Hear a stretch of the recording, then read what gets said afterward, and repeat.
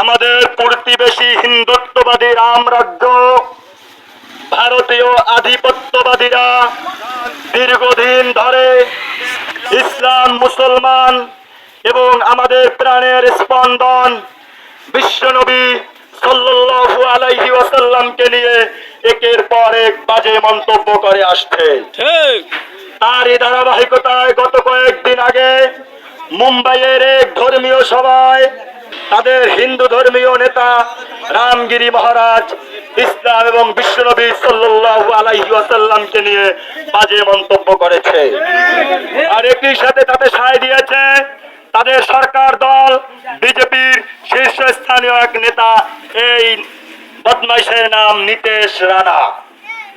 আমরা আজকের এই সমাবেশ থেকে, এই মিছিল থেকে তাদেরকে বলতে চাই, অনতি বিলম্বে এই দুষ্কৃতিকারীদের আইনের আওতায় আনতে হবে, তাদের দৃষ্টান্তমূলক শাস্তি নিশ্চিত করতে হবে, যাতে পৃথিবীর আনাচে কানাচে ইসলাম, মুহাম্মদ সাল্লাল্লাহু আলাইহি সাল্লাম এবং মুসলমানদেরকে নিয়ে বাজে মন্তব্য করার দুঃসাহস কোন নরাধম না দেখাতে পারে।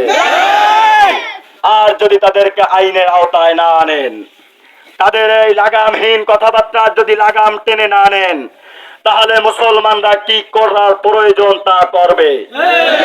আমরা বদর থেকে শিক্ষা নিয়েছি, আমরা উহুদ থেকে শিক্ষা নিয়েছি, আমরা খন্দকের চিত্র নিয়ে তাদের উপরে ঝাঁপিয়ে পড়ব।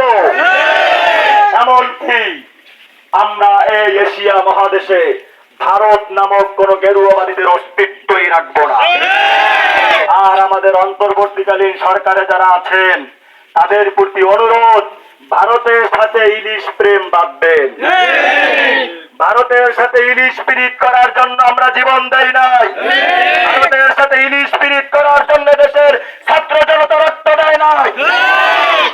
অবিলম্বে রাষ্ট্রীয়ভাবে ভারতের কাছে আহ্বান জানাবেন, তাদের রাষ্ট্রীয় দূতাবাসের মাধ্যমে এই অবিচারিক, এই অন্যায় কথার ক্ষমা চাইতে হবে। ক্ষমা না চায় তাহলে ভারতের সাথে বাংলাদেশের যত দ্বিপাক্ষিক চুক্তি আছে সব বাতিল করতে হবে, ভারতের সাথে সমস্ত সম্পর্ক ছিন্ন করতে হবে। আর ভারতকে একটা কথা বলে দিতে চাই, এক লুৎফুজ্জামান বাবরের ভয়তে তোমাদের হাঁটু কাঁপাকাঁপি শুরু হয়ে গেছিল, আর এদেশের প্রত্যেক ঘরে ঘরে লুৎফুজ্জামান বাবর তৈরি হয়ে গেছে। বেশি বাড়াবাড়ি করবা না, তাহলে সেভেন সিস্টারের কোনো অস্তিত্ব আমরা রাখবো না। বেশি বাড়াবাড়ি করবা না, কাশ্মীর ছিনিয়ে নিয়ে যাবো। বেশি বাড়াবাড়ি করবা না, দিল্লি অভিমুখে লং মার্চ চালাবো। এমন এদেশের মুসলমানেরা না খেয়ে থাকতে রাজি আছে, কিন্তু বিশ্বনবীর অপমান সহিতে রাজি নয়। কাজেই আমরা সর্বশেষ বার্তা যেটা দিতে চাই, আর এদেশে এখনো খাপটি মেরে কিছু ভারতীয় দালালেরা রয়ে গেছে। সরকারের কাছে অনুরোধ, রাষ্ট্রের প্রতিটা স্থান থেকে, প্রতিটি গুরুত্বপূর্ণ জায়গা থেকে সমস্ত ভারতীয় দালালদের উচ্ছেদ করতে হবে। বিগত দিনে যারা দেশের মানুষের উপরে জুলুম করেছে, এদেশের মানুষের উপরে নির্যাতন চালিয়েছে, নিষ্পেষণের স্টিম রোলার চালিয়েছে, তাদের কোন দোসর সরকারের কোন পদে থাকতে পারবে না। যদি তাদেরকে এখনো সেখানে রাখেন, যদি তারা ভারতের তাবেদারি করে, তাহলে আমাদের ভারতীয় পুত্রবধূরে যেরকম গণভবন ছাড়া করেছি, তোমাদের ছাড়া করতে আমাদের 3 মিনিটও লাগবে না।